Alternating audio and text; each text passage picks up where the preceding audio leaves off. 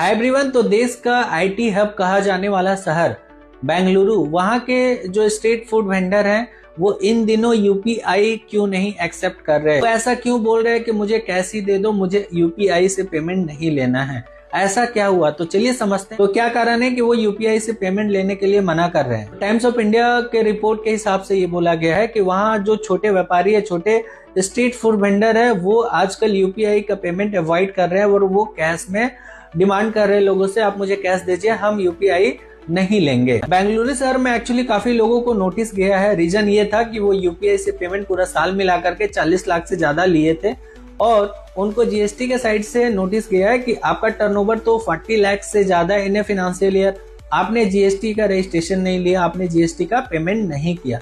इस वजह से उनको जीएसटी का नोटिस गया है, इसलिए वो यूपीआई से पेमेंट लेने को अवॉइड कर रहे हैं और वो उनका ऐसा कहना है कि आप मुझे कैश में ही पेमेंट कीजिए।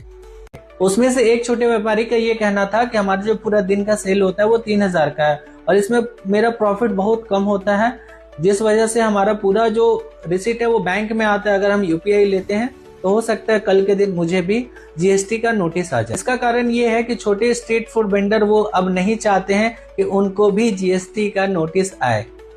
तो चलिए समझते हैं कि जीएसटी का नोटिस आपको कब आ सकता है। तो आपको क्या कंप्लायंस को ध्यान में रखना है। तो जीएसटी एक्ट का प्रोविजन ये बोलता है कि अगर आप सिर्फ और सिर्फ गुड्स को सेल आउट करते हैं और पूरा साल में टर्नओवर 40 लाख से ज्यादा हो जाता है, उस केस में आपको जीएसटी में रजिस्ट्रेशन करवाना होता है और आपको जीएसटी का पेमेंट करना होता है। वहीं अगर आप सर्विस के प्रोवाइड करते हैं, तो वहीं अगर आपका फाइनेंशियल ईयर में टर्नओवर 20 लाख से ज्यादा है, तो उस केस में आपको जीएसटी रजिस्ट्रेशन लेना होता है और आपको जीएसटी का पेमेंट करना होता है।